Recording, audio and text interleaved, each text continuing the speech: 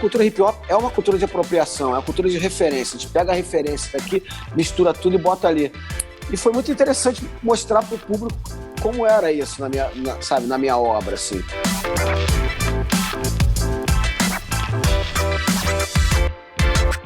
Marcelo D2 é o convidado do Matéria Bruta da vez. O músico apresenta seu mais novo álbum, Assim Tocam os Meus Tambores, construído durante a quarentena, com a participação ativa do público em sessões de lives. O projeto conta com participações de artistas como Lineker, Jussara Marçal, Djonga e Baco Exu do Blues, entre outros. Além disso, ele explica os pilares do hip-hop como uma cultura intrinsecamente de apropriação.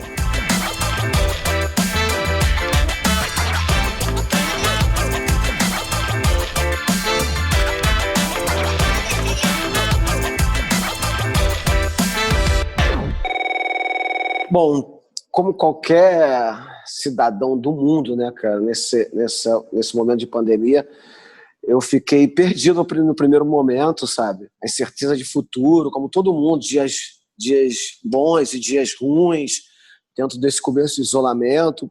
A minha ideia de fazer um disco pintou a partir dessa coisa de que a minha mente está sempre procurando algo. Eu costumo brincar falando que a procura é mais importante do que a batida perfeita. Então, para mim, a procura é o lugar onde eu mais me sinto à vontade, todo dia levantar e buscar alguma coisa nova. Depois daquele susto inicial da pandemia, do isolamento, né, da quarentena, eu vi que eu precisava fazer alguma coisa que me enchesse, me tirasse do lugar de raiva e ódio que eu estava com tudo que vem acontecendo com o país, ainda mais a pandemia, mais tudo isso. Eu precisava sair daquele lugar de raiva, de bloqueado total, sabe? E eu acabei começando a fazer as lives, e dessas lives comecei a fazer live com meus filhos jogando videogame, depois fazendo almoço com a Luísa, minha companheira, e botando som, falando sobre arte, bate-papo e tal, não sei o que lá, mas isso não me bastava. Eu queria fazer algum movimento de arte, algum movimento artístico, e esse manifesto veio através do disco mesmo, sabe? Eu acho que a ideia de fazer um disco, todo ele via live streaming, na primeira vez que me deu um estalo, essa ideia já me pareceu muito de vanguarda, assim, e parecia que ia sair algo interessante. Foi o que aconteceu, né, cara? Saiu um disco, talvez o meu disco com mais colaboração de todos, talvez não, o disco com mais colaboração de todos é o disco onde eu estou no isolamento social, né?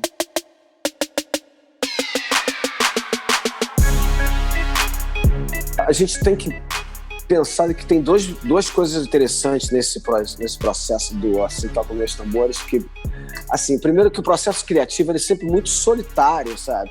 Ou é muito próprio ali, eu tô sempre num canto, num estúdio, no máximo, assim, com alguns amigos,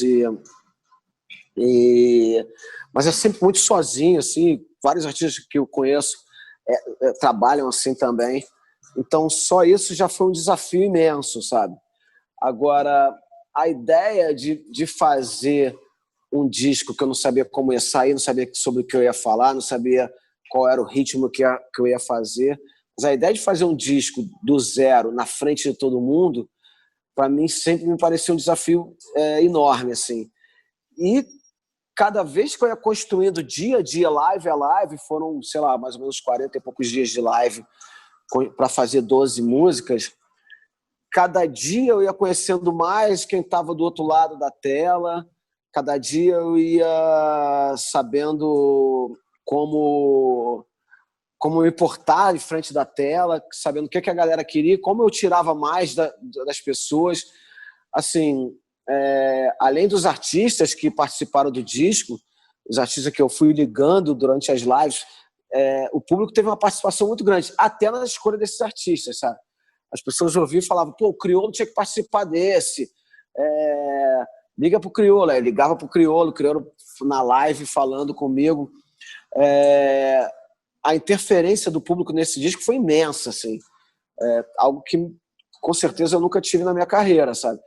tinha 5.000 pessoas todo dia comigo no estúdio, e queira ou não, tudo que eles falavam interferia no meu processo criativo. Porque eu estava ali no chat, eu estava escrevendo, eu estava fazendo uma batida, estava gravando um baixo, gravando uma bateria, e essa coisa do chat estar falando, ele levava o processo para lugares que para mim era desconhecidos, né, cara? Foi algo louco, assim, tão louco que eu já vou começar a fazer o volume 2.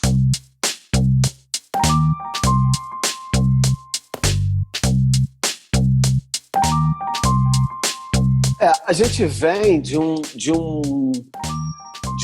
modus operandi, assim, que o making off é lançado depois do disco. A gente está acostumado a ver como o artista fez o disco muito editado, muito feito do jeito que o artista quer mostrar. Esse jeito de fazer esse disco, todo ele via live streaming, foi super aberto, cara, no sentido que tudo interferia, tudo mexia no processo criativo. E eu acho que esse disco, chegou um momento que eu estava pensando, tá, a ideia de fazer o disco via live stream é boa, mas eu tenho que fazer um disco bom, não adianta ser só ideia e o disco ser ruim, né? Mas eu acho que o processo criativo do disco foi tão importante quanto a obra final, sabe? A obra final é só mais um capítulo de toda essa história. Esse disco, ele é do dia 1º de julho ao infinito, que aí fica o disco lá pronto. Mas a parte do processo criativo é tão importante quanto o resultado final, que é a música. A feitura dele é muito importante. Ver uma mão gravando bateria na frente de todo mundo, as pessoas começaram a entender o meu fascínio que eu tenho por esses músicos brasileiros que são incríveis, sabe? Gravar com uma mão, baterista do Azimuth, banda que eu amo, que eu venero, sabe? Gravar com o João Paraíba, gravar com tantos músicos e falar com eles assim na frente de todo mundo. As pessoas têm muita curiosidade da maneira que, sabe, eu ligava pro Criolo, eu ligava pro Seu Jorge, eu liguei pro Zeca um dia. O Zeca não participou do disco, mas eu liguei para ele no meio da gravação. E as pessoas têm muita curiosidade de saber como um ajuda o outro, né, cara? E o Zeca é uma influência, além de ser grande amigo, é uma influência, sabe? É um ídolo para mim também. E ligar para ele no meio da live, ele falar, cara, tá, eu topo participar, mas não sei como é que faz esse negócio não, sabe? Foi super engraçado, foi espontâneo. Então essa espontaneidade toda, eu acho que o processo criativo, ele é a obra, sabe? Diferente do making off que a gente está acostumado a ver depois, o making off da obra. Agora não, o processo criativo, ele é a obra, ele é uma performance. Esse disco é uma performance artística, ele é uma performance que foi feita durante 40 e poucos dias, sabe?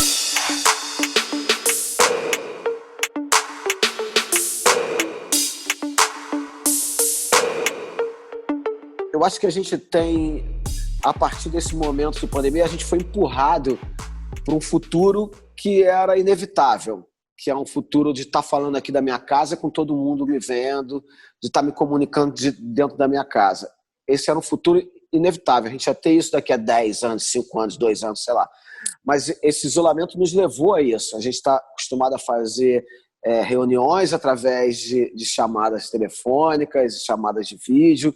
Eu estou acostumado a dar entrevista agora. E esse processo criativo, inevitavelmente ele ia cair nesse lugar também, sabe? A gente está vendo o quanto os gamers eles estão acostumados a fazer isso, a jogar na frente de todo mundo. O quanto esse mundo da Twitch, sabe? Que essas plataformas de live streaming, elas estavam prontas para isso, sabe? Pronta para isso, e essa molecada que é gamer, eles estavam muito lá na frente, né, cara? Quando eu fui falar de fazer isso, meu filho falou, cara, isso é o futuro, tá ligado? Eu acho que realmente esse é o futuro, sabe? Eu acho que, assim, para mim, desde do Amália para os Fortes, lógico que eu não tinha nenhuma, sei lá, não pensava que eu ia chegar nesse lugar, mas já no Amália para os Fortes, o formato disco já não me cabia mais. A gente já não existia mais disco, a gente continuava falando disco, mas não existia mais disco. O disco já não existe mais, agora a gente ouve live, via streaming. E o físico já era. Então, no Amar é para os Fortes, eu já sabia que aquilo já não cabia mais, eu fui pro audiovisual, que é uma coisa que sempre amei, sabe? E esse audiovisual que a gente estava acostumado já tá pequeno dentro disso, sabe? A coisa de fazer vídeo para lançar no cinema, isso já tá pequeno dentro desse mundo que a gente está vivendo agora. O audiovisual vai ter que vai ter que caminhar junto. A gente tem muito, eu acho que esse momento se vê muita música. Muito mais do que nunca no mundo. Se vê muita música. A música, ela é visual também. Então, cara, era um caminho inevitável que a gente foi empurrado por essa quarentena, por essa pandemia, né?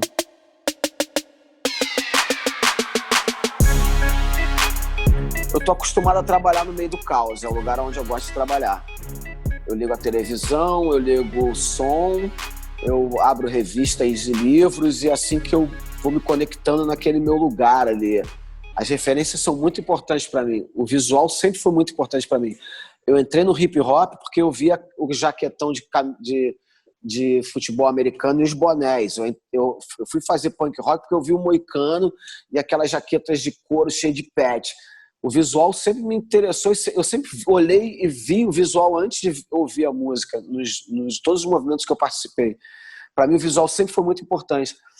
E essas referências, elas que fazem minha música. Eu faço hip hop. A cultura hip hop é uma cultura de apropriação. O break, para quem não sabe, a cultura hip hop ela tem 4 pilares. A dança, que é o break dance, que usa capoeira, dança clássica, balé, tudo quanto é tipo de dança tá ali no break dance. O DJ, que usa a música dos outros para fazer a sua música, bota a música para lá e para cá. O grafite, que também usa de Picasso, a Monet, a fotografia e bota tudo na parede das ruas. E o rap, cara, que fala do cotidiano. Então, a cultura hip hop é uma cultura de apropriação, é uma cultura de referência. A gente pega a referência daqui, mistura tudo e bota ali. E foi muito interessante mostrar para o público como era isso na minha obra, assim. Como, sei lá, uma foto do Cartola com a Dona Zica, que eu estou vendo agora. Mas uma foto do Cartola era importante, como o Obey, sabe, toda essa arte de rua que eu amo tanto.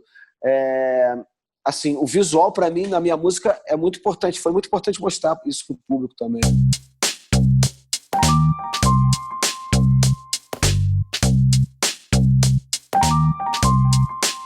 Eu comecei a escrever rap e o rap me deu uma voz, assim, até meus 20 e poucos anos eu não me sentia fazendo parte de nenhum lugar no mundo. Me sentia muito solitário e quando eu descobri o rap, eu falei, cara, aqui eu posso ter uma voz, o rap me deu essa voz. E, sinceramente, é a minha forma de me expressar nesses últimos 20 e poucos anos, me inseriu no mundo e me fez me sentir parte do mundo, sabe? Eu sinceramente eu não escrevo para as pessoas, eu escrevo para mim, sabe? Eu escrevo para mostrar como eu tô me sentindo, mas para me mostrar como eu tô me sentindo. É a minha maneira de me expressar, né? Esse disco, eu entrei na feitura do disco cheio de raiva e ódio dentro de mim, sabe? Com raiva do Rio de Janeiro, a cidade que eu tanto amo, com raiva de tudo. E o disco me tirou desse lugar, sabe? O disco me tirou do política do Rio de Janeiro e me tirou da Alerj e me botou na casa do Zeca Pagodinho, sabe? O disco me tirou da Barra e me botou em Madureira, sabe? O disco me fez eu amar o Rio de Janeiro de novo, me fez eu gostar do Rio de Janeiro, falar, não, tem um Rio de Janeiro legal aqui, tem gente legal nessa cidade, sabe? A minha ideia do quanto... Era engraçado, porque eu imaginei que eu fosse falar de mazelas pra caramba e eu acabei falando de amor. É um disco super de empatia e de amor. Porque era isso que eu estava precisando, era isso que eu queria que as pessoas ouvissem, sabe? Era isso que eu queria falar pra mim, era isso que eu queria falar, de sair lá de dentro, sabe? Não queria mandar, sabe, todo mundo se fudeu, sei lá o quê. Eu queria falar, gente, tá na hora da gente se amar, chega, tá ligado? A gente perdeu pro ódio. Tá na hora da gente mudar esse jogo e lutar em outro campo de batalha, sabe? Que é o da empatia e do amor. E é isso que, cara, quando eu sento pra fazer um disco, eu tenho raramente noção do que eu quero falar, entendeu? Geralmente está lá dentro tudo que eu quero escrever. Mais uma vez, a interferência do público foi muito importante, sabe? Porque quando eu entrei para fazer as lives, se formou uma comunidade ali. Eu comecei a sentir fazendo parte, como se eu fosse a voz daquela comunidade. Como se fosse, não, eu era a voz daquela comunidade. Fui a voz daquela comunidade naquele momento, sabe? Escrever um disco para aquelas pessoas. Eu era a voz daquelas pessoas. E não tinha ninguém ali xingando o outro, não tinha ninguém brigando, sabe? Tá todo mundo procurando um lugar onde a gente tenha conforto, assim. E é isso que, assim, cara, tá todo mundo muito cansado de todo esse ódio, toda essa guerra, sabe? A gente acabou de ver nas urnas nos Estados Unidos isso, tá ligado? Eu acho que uma hora, cara, essa máscara cai. Assim, eu fui levado para esse lugar, sabe? Eu fui levado para esse lugar de confronto, porque é meu papel como artista, é meu papel como cidadão, defender, dar minhas ideias, falar, não, está errado, não é assim.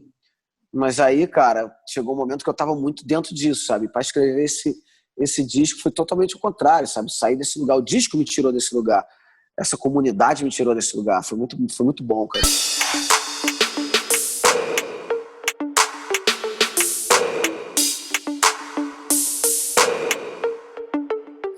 Eu acho que o que as pessoas me enxergavam tem muito a ver com como eu me enxergava também, sabe?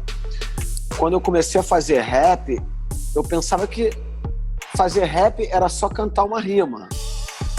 Só que depois de 25 anos eu entendo que fazer rap também é o jeito que eu trato a minha companheira, também é o jeito que eu cuido dos meus filhos. Isso tudo influi na minha arte, influi na maneira que as pessoas me veem, sabe?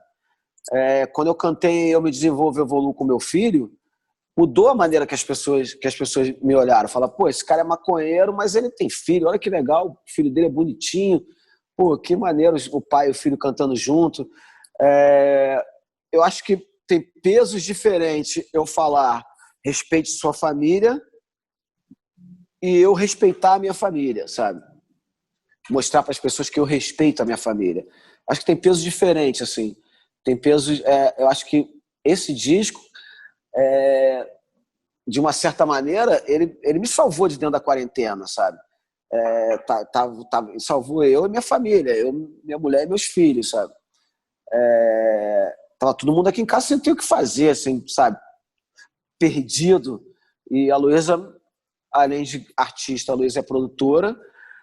Eu falei para ela, vamos fazer o disco, ela deixa comigo que eu produzo.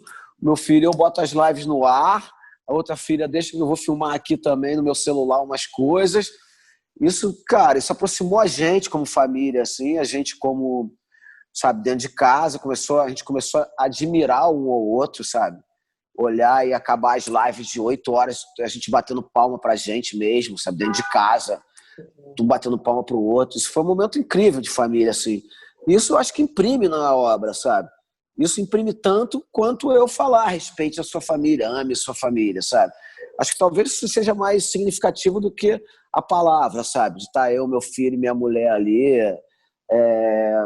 Eu acho que tem uma coisa no filme, no Assim Toca os Meus Tambores, a cumplicidade que eu tenho com a Luísa, sabe? Então, eu acho que isso é tão importante quanto o verso, sabe?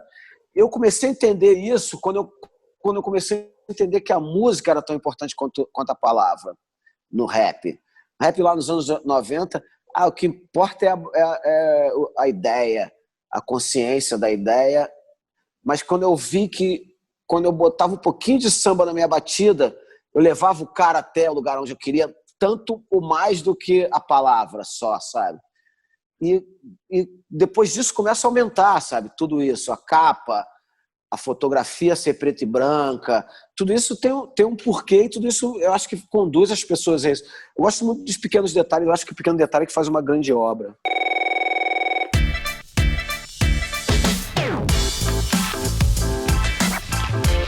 O Matéria Bruta é um podcast quinzenal sobre os grandes nomes da música, das artes, do cinema, da literatura e do pensamento. Obrigada pela sua escuta. Produção e entrevista por Bárbara Luiz, Edição por Juliana Zalfa, voz de Flávia Mano e assessoria de Francis Carnaúba.